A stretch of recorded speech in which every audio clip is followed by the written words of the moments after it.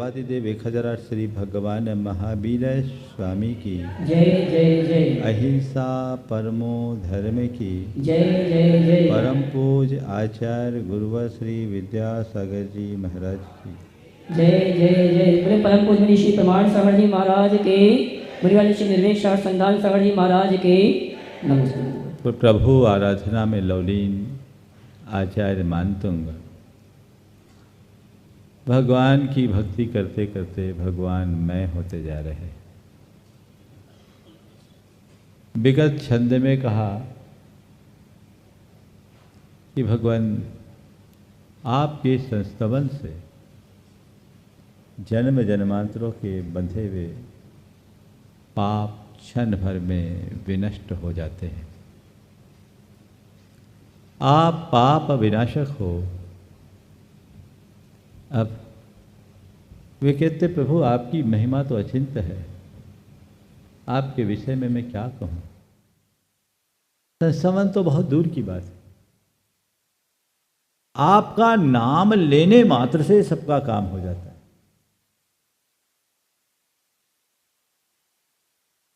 ये जीवन में एक अचिंत प्रभाव बन जाता है। बड़ी अद्भुत बात अगले श्लोक छंद में की जा रही है। पहले छंद लूं, उसके अर्थ को समझें, फिर इसके संदर्भ में जो विशेष कथनीय बात है वह सब करी जाएगी।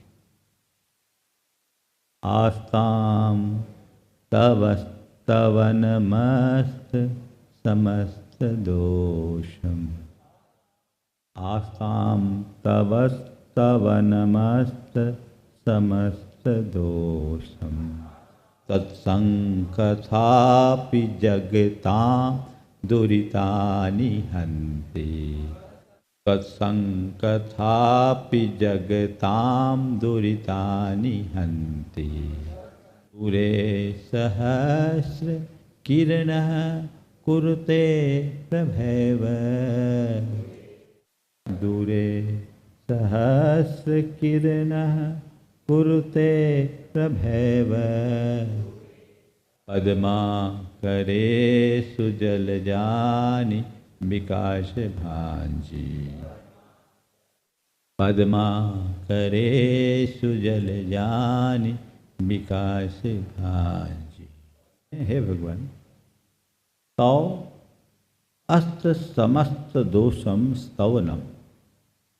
अस्त समस्त दोषम, सब दोषों से रहित। तव स्तवनम, आपका स्तवन। दूरे आस्ताम, दूर रहे। एक तरफ आपका दोष रहित स्तवन तो अलग ही बात है। आस्ताम, दूरे आस्ताम, दूर रहे। तत्संकथापि, तत् आपकी कथा, आपका नामस्मरण भी, आपका नामोल्लेख भी, आपका नामोच्चार भी, आपका नाम सुमिरन मात्र भी जगताम, प्राणियों के दुरितानि हंति, पापों को नष्ट कर देता है। दोष रहित स्तवन की बात तो बड़ी दूर रहे, आपका नामस्मरण मात्र भी प्राणियों के पापों को नष्ट कर डालता है। यानी आपके नाम लेने मात्र से पाप कट जाते हैं। फिर उदाहरण कितना अच्छा है। दूरे सहस्र किरणः प्रभैव कुरुते पद्मा करे सुजल जानि विकास भांजी। प्रभा एव कुरुते। सहस्र किरणः दूर है, दूरे, सूरज तो दूर रहे। पद्मा करेसु, सरोवरों में, जल जानी यानी कमलों को, विकास भांजी यानी खिलाने का काम, प्रभा एव कुरुते यानी उसके किरणें ही कर देती है। हम लोग जानते हैं कि सूर्य के उगने से कमल खिलते हैं, सूर्यास्त होते ही वो मुखलित हो जाते हैं। तो कमलों के खिलने में सूर्य की बड़ी भूमिका होती है। तो कह रहे सूरज आके थोड़ी खिलाता है, सूर्य तो दूर है, लेकिन दूर रहने वाले सूर्य की किरणों से ही कमल खिल जाते हैं। ये तो उसका सामान्य अर्थ हुआ। बहुत कुछ इसमें अर्थ निकलता है। सबसे पहले जो इसकी पहली पंक्ति, उसका एक नया अर्थ भी निकाला जाता है। तव स्तवनम अस्त समस्त दोषम आस्था। आपका स्तवन करने से सारे दोष अस्त हो जाते हैं, ये भी अर्थ निकाला जा सकता है। और दूसरा जो मूल अर्थ भी हमने निकाला, उसमें एक रूपकात्मक प्रतीक भी दिखता है। वो प्रतीक दिखता है कि भगवान सूर्य दूर है, उसके किरणों से भी सरोवरों के कमल खिल जाते हैं। ऊपर कहा था कि कमल पत्र पर पड़ने वाली पानी की बूंद भी मोती बन जाती है ना। ये सब आपका प्रभाव है। यहां सूर्य कौन है, किरणें क्या है, कमल कौन है, सरोवर क्या है, मोती कौन है और कमल पत्र क्या है, स्तुति क्या है, थोड़ा समझिए। सूर्य है प्रभु परमात्मा। क्या है? प्रभु परमात्मा। कमल हम सब हैं भक्त। भक्ति है सरोवर, और किरणें हैं कृपा की। परमात्मा रूप सूर्य की कृपा रूप किरणें भक्ति रूप सरोवर में रहने वाले भक्त रूप कमल के हृदय को खिला डालती है। और जो शब्द हैं वे हैं पानी की बूंदें, और वे हृदय के उद्गार है जो निकलते ही स्तुति रूप स्तोत्र रूप मोती का रूप ले लेते हैं। अभी आचार्य कह रहे हैं कि भगवान सब दोषों से रहित स्तवन करना हर किसी के वश की बात नहीं है। जिसमें छंद हो, अलंकार हो, रूपक हो, बिंब हो, अभिव्यंजना हो, प्रतीक हो, उन सबसे मंडित कोई स्तोत्र हो, उससे कोई आपकी स्तुति करे, उसका कर्म झड़े, अच्छी बात। लेकिन जिनको ये सब चीजें नहीं आती उसके कर्म नहीं झड़ेंगे क्या? उसके भी झड़ सकते हैं। ये सब बहुत दूर की बात है। आपका नाम स्मरण मात्र भी संसार के प्राणियों का पाप नष्ट कर देता है। अब यहां सवाल उठता है, भगवान का नाम लेने मात्र से कर्म कैसे कटेंगे? कोई त्याग करो, कोई तपस्या करो, तो फिर भी समझ में आता है केवल नाम ले लो। तो केवल नाम लेने मात्र से कर्म कैसे कटेंगे? एक बार मुझसे किसी ने सवाल किया कि भगवान का नाम लेने से कर्म कटते हैं, और उन्होंने एक बात और जोड़ी कि महाराज जी नमोकार से कर्म करते हैं, नमो लोए सब साहुनम हम बोलते हैं, और सामने साधु परमेष्ठी विराजमान है, लाइव में है, वो सामने है, फिर नमो लोए सब साहुनम में कर्म कैसे करते हैं? आपके मन में भी कभी ये सवाल आया होगा? बहुत पहले किसी ने मुझसे पूछा था। मैंने कहा बिल्कुल आपका प्रश्न स्वाभाविक है, लेकिन इसे हमें समझना है। नाम लेने से कर्म कटते हैं, पर नाम लेना कोई सामान्य बात नहीं है। आप हर किसी का नाम लेते हो क्या? हर किसी का नाम लेने से कर्म नहीं कटेंगे। हर किसी का नाम लेने से कर्म नहीं कटते, भगवान का नाम लेने से कर्म कटते हैं। अब भगवान कौन होते हैं? जिसको आप अपने हृदय के आसन में विराजमान कर पाते हो, वो भगवान होते हैं। जिसे आपने अपने हृदय आसन में विराजमान कर लिया, उसी का नाम लिया जाता है। और जब उसका नाम लेते हैं तो हमारा मन विशुद्धि से भर उठता है, और जब हृदय में विशुद्धि होती है तो हमारे अंतःस्रावी ग्रंथियों में परिवर्तन आता है। उसका स्राव बदलता है और उनके स्राव बदलने से हमारे शरीर के रसायनों में परिवर्तन आता है। शरीर के रसायनों में परिवर्तन आने से कर्मों के रसायनों में परिवर्तन आता है और कर्मों के रसायनों में परिवर्तन होने से बंधे हुए कर्म आत्मा से विलग होने को बाध्य हो जाते हैं। वो बाध्य होंगे। ये चीजें एक दूसरे से जुड़ी हुई। भाव विशुद्धि से भरकर नाम लेते हैं और जिनके प्रति हृदय में प्रगाढ़ अनुराग होता है उसी का नाम लेते हैं। केवल नाम लेने से काम नहीं होता, हृदय में बिठाल दो फिर नाम लो। अब अरिहंत अरिहंत जपने से नाम कर्म करते हैं, लेकिन किसी के पति का ही नाम अरिहंत है तो उसका नाम जपने से थोड़ी कटेगा। बोलो हाँ। अब अरिहंत प्रभु को याद करना और किसी का पति अरिहंत है उसका नाम लेना, दोनों में समानता है क्या? हाँ, फिर मतलब क्या हुआ? नाम अपने आराध्य का नाम, अपने इष्ट का नाम, तो इष्ट और आराध्य का नाम लेने का अपना प्रताप होता है और इस नाम से भी कर्म कटते हैं। तो प्रभु आपका नाम भी पापों का प्रणाशक है। एक आदमी ने फोर्ड कार खरीदी। क्या खरीदी? Ford car. फोर्ड कंपनी की कार उस समय बहुत विशिष्ट कार मानी जाती थी। फोर्ड कार खरीदी, शोरूम से निकाला और 5 किलोमीटर में कार बंद हो गई। 5 किलोमीटर में कार बंद हो गई।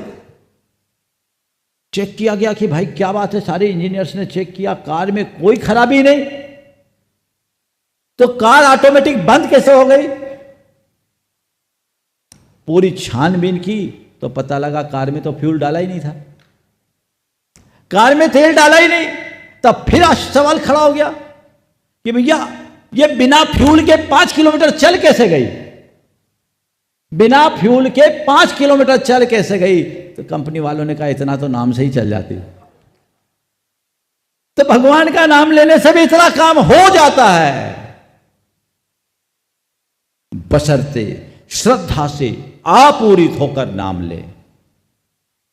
मन को पूर्णतः श्रद्धा पूरित करे, फिर नाम लेंगे तो जरूर काम होगा। और ऐसे ही ऊपरी ऊपरी मन से नाम लो तो थोड़ी काम होने वाला है। जो श्रद्धा सभर होकर भगवान का नाम लेता है उसके कर्म कटते ही हैं। कर्म काटने का सबसे सरलतम उपाय है ये, सबसे सरलतम उपाय। आपसे त्याग तपस्या नहीं हो सकती, कोई चिंता नहीं। आप व्रत उपवास नहीं कर सकते, कोई परवाह नहीं। आप दान धर्म नहीं कर सकते, कोई फिक्र नहीं।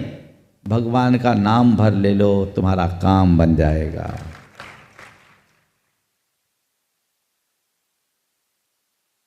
तुम्हारा नाम लेने से मेरा सब काम होता है। तुम्हारा क्या बिगड़ता है, मेरी किस्मत सुधरती है। किसी की पंक्तियां तत्संकथापि जगताम दुरितानि हन्ति।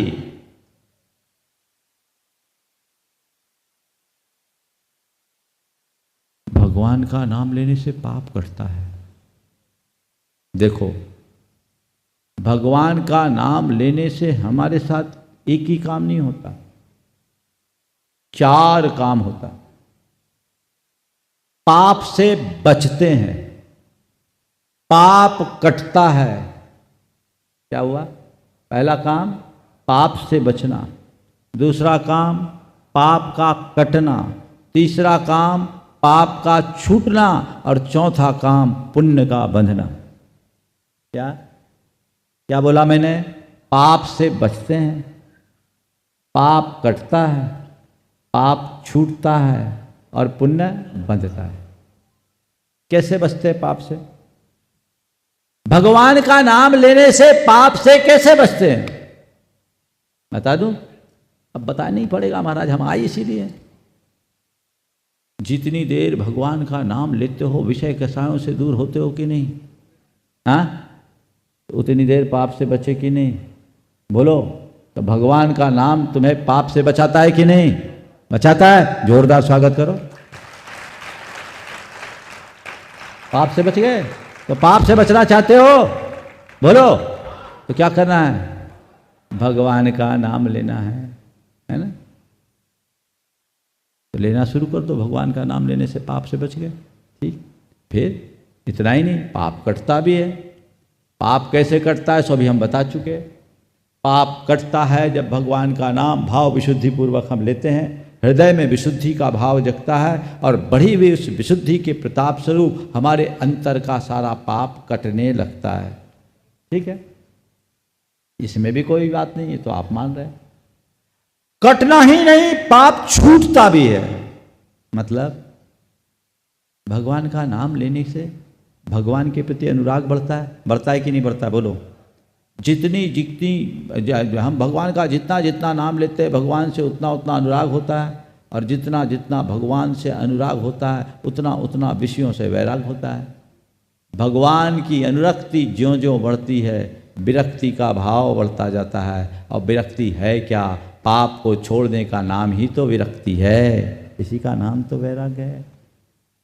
तो भगवान का नाम लोगे, भगवान के प्रति अनुराग बढ़ेगा, उसमें जितनी प्रगाढ़ता आएगी पाप का लगाव घटेगा, विषयों से आसक्ति मिटेगी। आसक्ति ही पाप है, और वो ज्यों ज्यों मिटेगी पाप छूटेगा। हाँ, तो भगवान के नाम लेने के कौन कौन से फायदे हुए? पाप से बच गए, पाप कट गया, और कटा ही नहीं, पाप छूट गया। जो प्रभु का दास होता है वो धीरे धीरे विषयों से विमुख हो जाता है, पाप छूटना शुरू होता है। और फिर जब भगवान का नाम लेते हैं हृदय में विशुद्धि बढ़ती है, उनके प्रति अनुराग बढ़ता है, तो फिर पुण्य भी बढ़ता है कि नहीं? हाँ, तो तत्संग कथापि जगताम दूरितानि हंति की बात बैठी कि नहीं? हाँ, बैठ गई। तब क्या करोगे? भगवान का नाम लोगे कि नहीं लोगे? सबसे सरल उपाय है, लेकिन यही सबसे कठिन है। भगवान का नाम नहीं लिया जाता, बाकी सब ले लेते हैं। बल्कि महाराज क्या बताऊं, जिस समय भगवान का नाम जपना शुरू करते उसी समय दुनिया की बातें ख्याल में आती है ना, सबका अनुभव है। उसी संस्कार को जागरूकता के बल से बदलना है। नहीं, मुझे अपने जीवन की धारा को मोड़ना। दुनियादारी गोरख धंधे पाप प्रसंग में तो हम सदियों से लगे, उनसे हटकर जब परमार्थ में अपनी बुद्धि को नियोजित करते हैं तभी जीवन को बेहतरी प्रदान करने में समर्थ हो पाते हैं। तो अपने जीवन को बेहतर बनाना है तो दुनियादारी से हटकर, पाप प्रसंगों से हटकर सत्कर्मानुष्ठान से जुड़ने का प्रयत्न करें, जो हम कुछ अच्छा कर सके। बहुत कठिन है। अच्छे अच्छे लोगों से नाम नहीं लिया जाता। गुरुदेव के पास एक सज्जन आए थे, बहुत पुरानी बात है, मरिया जी में। डॉक्टरों ने जवाब दे दिया। लोग सोचे गुरुदेव से आशीर्वाद दिलाएं। मेडिकल के सामने मरिया जी थे। वो आए, आचार्य महाराज ने कहा भगवान का नाम लो। सचेतन थे, सब कुछ थे। भगवान का नाम लो। एक बार बोले कोई रिस्पॉन्स नहीं, दो बार बोले कोई रिस्पॉन्स नहीं, तीसरी बार जैसे गुरुदेव ने बोला भगवान का नाम लो, चीखते हुए, मैं चिल्लाते हुए जोर से बोला नहीं जाता। आचार्य महाराज ने अपना सिर पकड़ लिया, संबोधा, गया काम से। घंटे भर बाद उसका खेल ही खत्म हो गया, चला गया। बिरले भाग्यशाली लोग होते हैं जिनका भगवान से अनुराग होता है और अंत समय तक नाम ले पाते हैं। तो नाम लो, नाम सुमरन का अभ्यास करो, सब छूट जाए, बस भगवान का नाम ही हमारे मन में रम जाए। देखो हमारे देश में एक परंपरा है, नोट गिनते हैं ना तो शुरुआत कैसे करते हैं? राम, एक को राम बोलते हैं, राम, फिर 2 3 4 5। महाजन लोग पहले ऐसे ही करते थे। अब आजकल के लोगों की कहानी,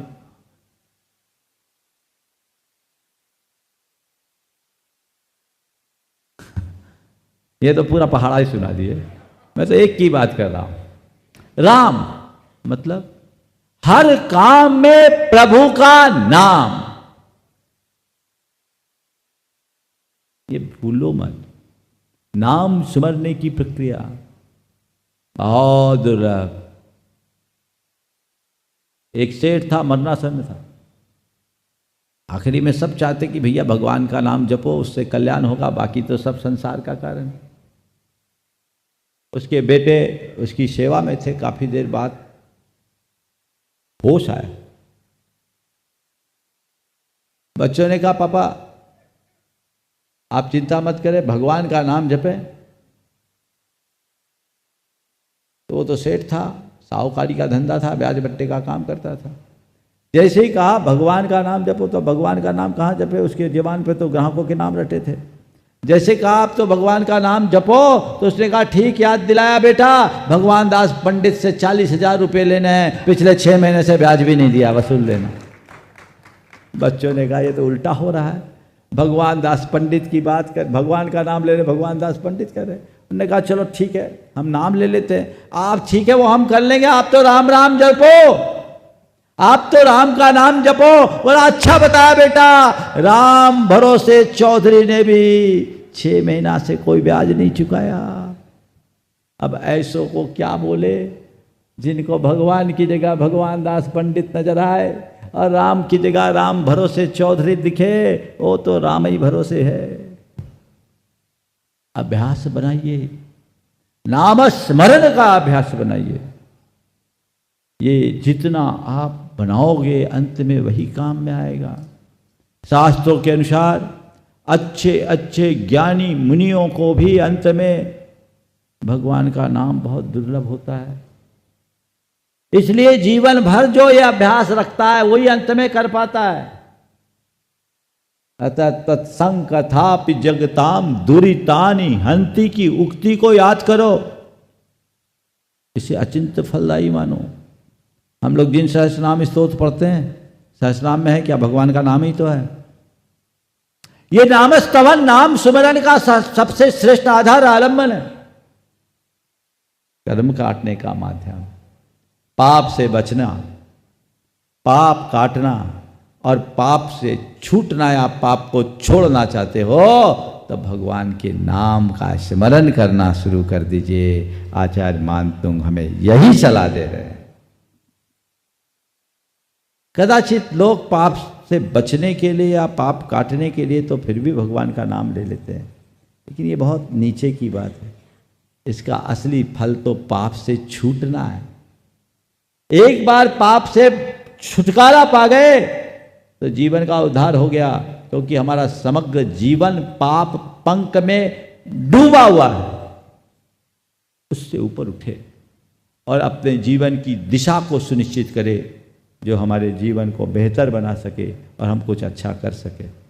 एक अच्छा प्रसंग याद आ गया। एक संत थे, दयालु प्रकृति के थे। वे अपने घोड़े पर सवार होकर कहीं जा रहे थे। रास्ते में एक राहगीर ने उनसे लिफ्ट मांगी। कृपा बत्सल होने के कारण उन्होंने घोड़े को रोका, अपने साथ उसे भी बिठा दिया। उसने कहा महाराज आप तो साधु संत हो, ये घोड़ा वोड़ा से आपका क्या प्रयोजन, हम गृहस्थों के काम किए, आप घोड़ा हमें दे दो तो कितनी बड़ी कृपा होगी। संत ने मुस्कुराते हुए कहा ठीक है मैं घोड़ा तो दे दूंगा, लेकिन एक शर्त है। बोले क्या? बोले यहाँ से जहाँ तक तुम्हें जाना है 3 मील दूर मेरा आश्रम है, तुझे 3 मील तक राम राम जपना होगा। तो राम राम जपेगा तो मैं घोड़ा दे दूंगा। बोले दे दोगे? बोले हाँ दे दूंगा, संत का वचन, एक बार कह दिया सो कह दिया। पर ध्यान रखना बेटा, राम राम जपना एक पल के लिए भी छूटना नहीं चाहिए। बस भगत ने कहा अच्छा फंसाया है भोले बाबा को। 3 मील कितनी देर लगेगी इस घोड़े को जाने में? 5 मिनट में पहुंच जाएगा, और इतनी देर तो राम राम जपना है। अब वो घोड़े पर सवार हुआ। अब दिमाग में एक फितूर खड़ा हो गया, ये बाबा घोड़ा तो देगा, लगाम देगा कि नहीं? घोड़ा तो देगा, लगाम देगा कि नहीं? घोड़ा देगा, लगाम देगा कि नहीं? घोड़े की बात हुई, लगाम की तो बात हुई नहीं। घोड़ा देगा, लगाम देगा कि नहीं? राम राम राम राम राम राम। घोड़ा देगा, लगाम देगा कि नहीं? राम राम राम राम। घोड़ा देगा, लगाम देगा कि नहीं? ये दिमाग में फितूर निरंतर चलता रहा। उसने सोचा हद हो गई, इतनी माथा पच्ची करने से क्या फायदा, पूछ ही लेता हूं ना। घोड़ा तो दोगे, लगाम दोगे कि नहीं? बाबा घोड़ा दोगे, लगाम दोगे कि नहीं? बाबा पीछे मुड़ते हुए कहा बच्चों अब न घोड़ा मिलेगा न लगाम, क्योंकि तुमने हमारी शर्त तोड़ दी। बहुत कठिन है। इसलिए कैसे नाम ले, अभ्यास बनाइए। मन जब उस समय इधर उधर जाने लगे तो अपने मन से कहिए, देख तेरी सब बातों को मैं सुनूंगा, पर अभी तेरी कोई बात सुनने वाला नहीं हूं। इस समय मैं तेरी कोई सुनवाई नहीं करूंगा। इस समय मैं प्रभु का आराधन कर रहा हूं। इस समय मैं नमोकार मंत्र जप रहा हूं। इस समय तुझे मेरी सुननी होगी। मन रिवर्ट आएगा। आपका मन जाता है, मन को लौटाइए। आप मन के साथ मत भागिए और मन से कहिए कि यदि मैं जाप के लिए बैठा हूं तो इस समय केवल जाप ही करूंगा। और रुचि पूर्वक किए गए काम में मन स्थिर होता है और अरुचि के काम में मन भटक जाता है। अब बताओ, अभी आप लोगों को प्रवचन सुन रहे हो, मन लगा हुआ है कि इधर उधर जा रहा है? हाँ, लगा हुआ है ना? हाँ महाराज, कभी कभी चला जाता जब कैमरा सामने आता है ना। लेकिन अभी आपका मन लगा है, क्यों? क्योंकि आप रुचि पूर्वक सुन रहे हो, इसलिए। तात्पर्य यह है कि मन वहीं लगता है जहां आप लगाना चाहते हो। तो भगवान के नाम स्मरण में अगर मन लगाना चाहते हो तो रुचि पूर्वक नाम स्मरण करो, खाना पूर्ति से बचो। रुचि पूर्वक नाम स्मरण करें। अगर रुचि पूर्वक नाम स्मरण करेंगे तो सुनिश्चित तौर पर आपका मन लगेगा। अब अगला श्लोक, छंद। भगवान, आपके नाम स्मरण की बात आप तो और आगे क्यों? आप तो बहुत छोटी बात है। आप तो जो आपकी शरण में आता उसको अपनाते हो। अपनाना भी बहुत छोटी बात है। अपना बना लेते हो, बोले ये भी छोटी बात है। अपनाते ही नहीं, अपना ही नहीं बनाते, बल्कि अपने समान बना देते हो। और इसमें मुझे कोई आश्चर्य नहीं दिखता। क्यों नहीं दिखता? क्योंकि ऐसा होना ही है। बना देते हो, इसमें कोई आश्चर्य नहीं। आपकी शरण में आने के बाद कोई आप जैसा न बने, इसमें आश्चर्य है।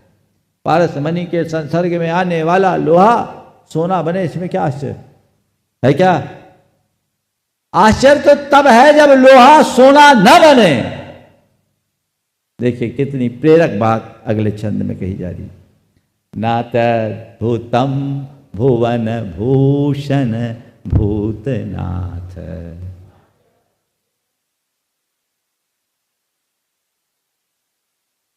नातद्भुतम भुवन भूषण भूतनाथ। भूतैर्गुणैर्भुवि भवन्तमभीष्टुवन्तः।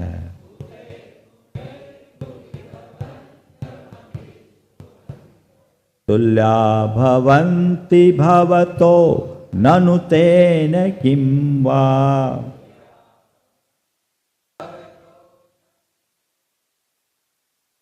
तुल्या भवन्ति भवतो ननु तेन किं वा।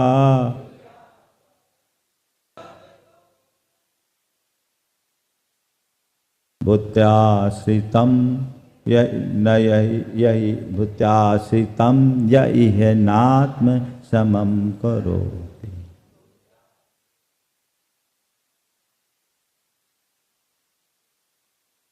हे भगवान, न अति अद्भुतम, इसमें कोई अद्भुत आश्चर्य नहीं है। क्या? हे भुवन भूषण, हे तीन लोक के भूषण, हे भूतनाथ, हे प्राणियों के नाथ। ना अति अद्भुतम, ये कोई अद्भुत कोई आश्चर्य की बात नहीं। क्या? भूतैर गुणैर भुवि भवंतम अभिष्टवंता। भुवि इस धरती पर, इस लोक में, भवंतम भूतैर गुणैर अभिष्टवंता, आपके भूतैर यानी विद्यमान, गुणैः यानी गुणों के द्वारा, अभिष्टवंत आपकी स्तुति करने वालों की, भवंतम अभिष्टवंत, भवंतम यानी आपकी, अभिष्टवंत यानी स्तुति करने वाले, भवताम तुल्या भवंती, आपके समान हो जाते हैं, आप जैसे बन जाते हैं। इसमें कोई आश्चर्य की बात नहीं है। ना तद्भुतम भुवन भूषण भूतनाथ, हे भुवन भूषण हे भूतनाथ, भवंतम भूतैर गुणैर अविष्टुवंतः भवताम तुल्या भवंती इति न अति अद्भुतम। हे भुवन भूषण हे भूतनाथ, आपके विद्यमान गुणों के माध्यम से आपका स्तवन करने वाले यदि आपके समान बन जाते हैं तो इसमें कोई आश्चर्य नहीं। फिर क्या है?